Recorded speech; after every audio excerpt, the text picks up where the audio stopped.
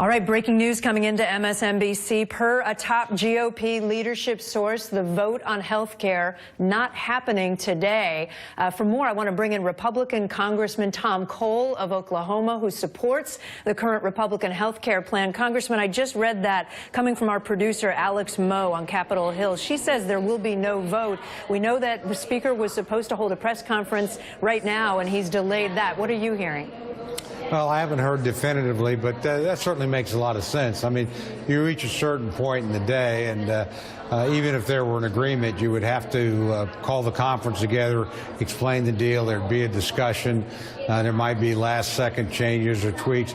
I don't think you want to do this late at night. So I actually agree with my friend, Congressman Yoho. If we're not essentially ready to go now, I wouldn't schedule a vote for, midnight or 2 o'clock in the morning. I think that's very counterproductive. But to be clear, you've not heard definitively yet from I have not. House leadership. I have not. Okay. And we should be clear that what I said before was per one top leadership source. So we are now I'm being told in my ear that it is reportable. We have multiple sources now telling us the vote will not happen today. Congressman, that's very significant. This is a campaign promise that so many of you made to your constituents, that you would repeal and replace Obamacare, and you don't have the votes. Well, we're still working toward getting them. I think it actually got better today, but we're clearly not quite over the line. Sometimes when you put people in from one side of the wagon, people from the other side fall out. So it's a tricky deal.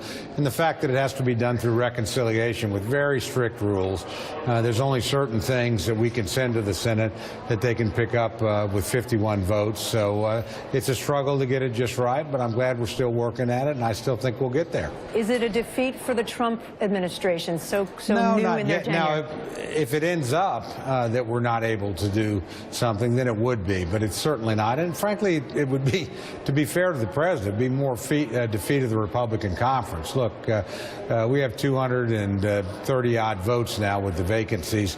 We ought to be able to get 218 to fulfill a basic promise. This bill has improved pretty dramatically along the way. I think you can make a pretty good argument it's a lot better than Obamacare, and it's not going to be finished whatever this vote is. It's got to go to the United States Senate. So right. I think it would be a cardinal mistake to kill the baby in the cradle, so to speak. So what happens now? I know this is just developing as we're talking right now, but if you have to go back to the drawing board, your colleague Congressman Yoho said, why not just really repeal all of Obamacare and tear it all down and start over? Do you think the bill needs to be rewritten from the ground up, sir? No, I don't. I think we're a lot closer than that would suggest. At least that's my view. And if you do a complete repeal, look, there's lots of things in there that Republicans support. Keeping children on their parents' plan until they're 26 if they make that choice.